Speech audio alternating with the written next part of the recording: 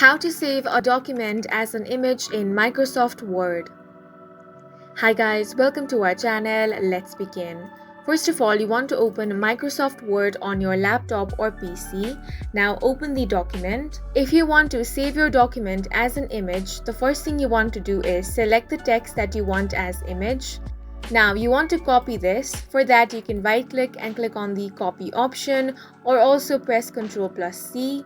Now click on the file option and select a blank document.